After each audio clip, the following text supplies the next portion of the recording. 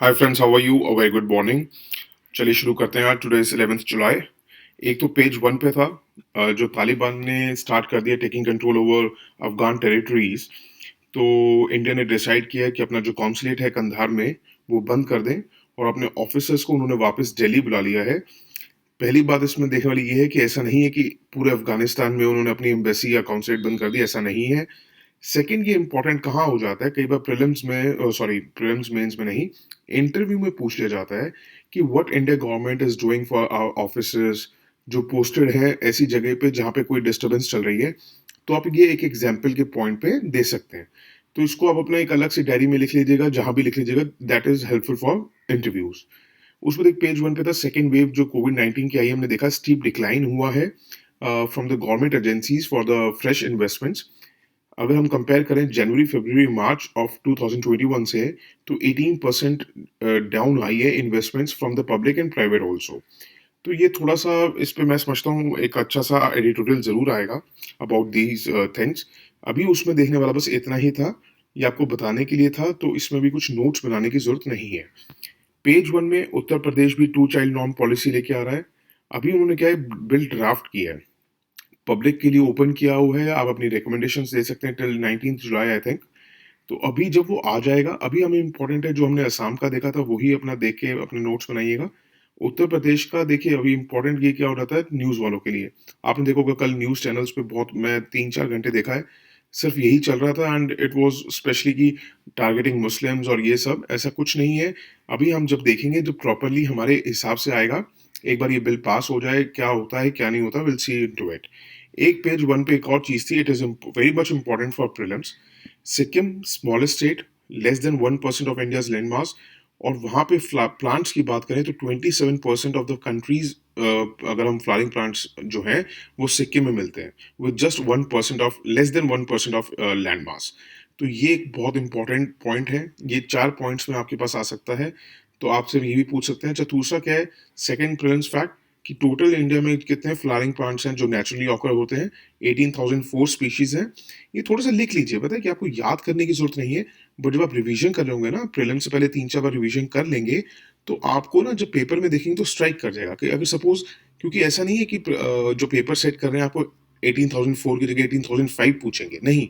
बहुत drastic changes लिखते हैं, मतलब या तो 1800 लिख देंगे, या 1,80,000 लिख देंगे, या 50,000 लिख देंगे। बहुत मेजर चेंजेस लिखते हैं, तो आपको इजीली आप टारगेट कर सकते हैं अपने आंसर को। तो उसमें से 5,000 4,900 स्पीशीज जो है वो सिक्किम में मिलती हैं। और स्टेट के अगर बायोस्फीयर रिजर्व की बात करें, देखा आपने देखा होगा 2019 में भी क्वेश्चन आया था बायोस्फीयर रिजर्व का, कि कौन सा में क्या क्या आता है। तो याद रखिएगा, जो सिक्किम है, it is a part of Kanchenjunga biosphere landscape. और इसके ना डिफरेंट एल्टीट्यूडनल इकोसिस्टम है, मतलब यहाँ पे 300 मीटर से लेके 8598 मीटर्स तक वेरिएशन है एलिवेशन में, मतलब इतना ऊपर नीचे है Sikkim.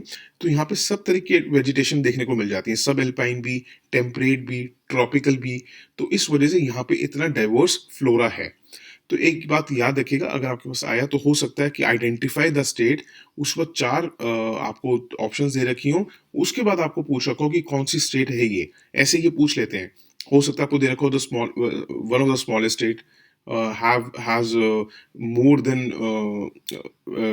species of flowering plants। उसके बाद दे रखा होगा आपको क्या, ये एक lies in the Kanchenjunga biosphere reserve.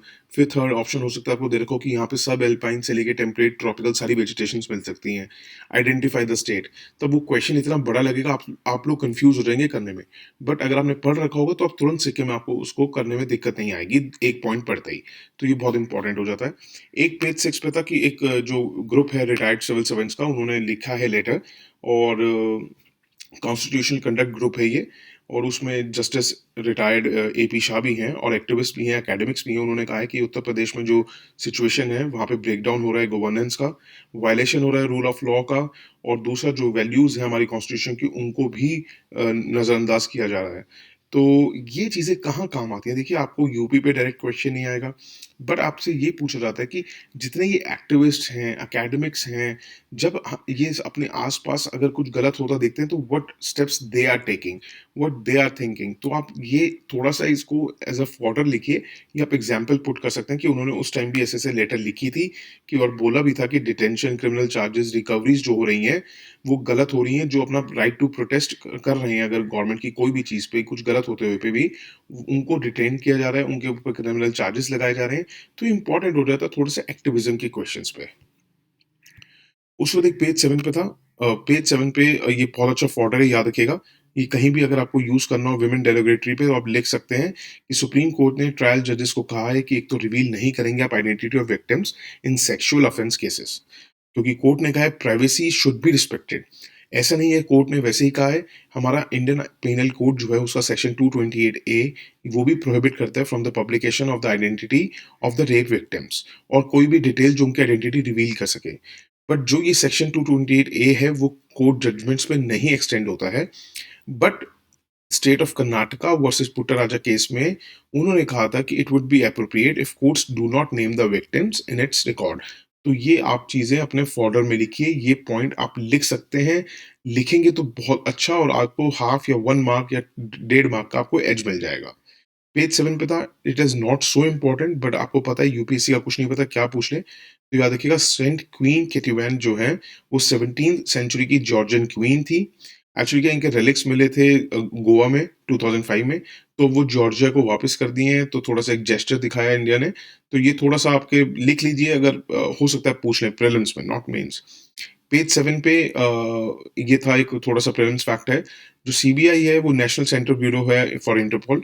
मतलब इंटरपोल जो पूरे वर्ल्ड में है, तो उससे अगर कोऑर्डिनेशन करती है तो कौन सी एजेंसी करती है? इंडिया की सीबीआई।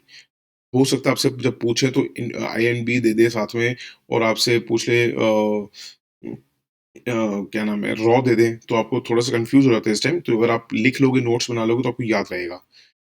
पेज 10 पे था, टेररिस्ट ग्रुप अल शबाब कहाँ का है? सोमालिया का है। एक साइंस पेज पे कैसिनी हुएंस का दे रखा था। ये स्पेस मिशन कहाँ का था? थोड़ा सा इस पे हमें नजर डालनी होगी। ये 3 डिफरेंट स्पेस एजेंसीज ने हुआ था, नासा, यूरोपियन स्पेस एजेंसी और इटालियन स्पेस एजेंसी। ये फोर्थ स्पेस प्रोब था, तो इट सैटर्न के लिए भेजा गया था। बट फर्स्ट स्पेस प्रोब था जिसने ऑर्बिट भी एंटर कर लिया था सैटर्न का। इसको 7 साल लगे थे। लॉन्च कब हुआ था? 1997 में। अगर कैसिनी के बारे में पूछा जाएगा तो आपको याद रखना, ये सैटर्न और उसके मून्स के लिए गया था। ह्यूमेंस जो है लैंडर, वो लैंड हुआ था टाइटन पे, जो लार्जेस्ट मून है सैटर्न का। ये सब प्रीलिम्स फैक्ट हैं, और इसको एविडेंस मिले थे लिक्विड वाटर के ऑन एनसेलेडस। एनसेलेडस भी एक मून है सैटर्न का। आपसे कुछ भी पूछ सकते हैं, एनसेलेडस के बारे में पूछ सकते हैं, टाइटन के बारे में पूछ सकते हैं, हो सकता है कैसिनी के बारे में पूछ सकते हैं। तो याद रखिएगा। और इसने एक जाइंट मेथेन लेक भी टाइटन पे डिस्कवर की थी। ठीक है, that's it for today. Thank you so much, have a good day, bye, take care.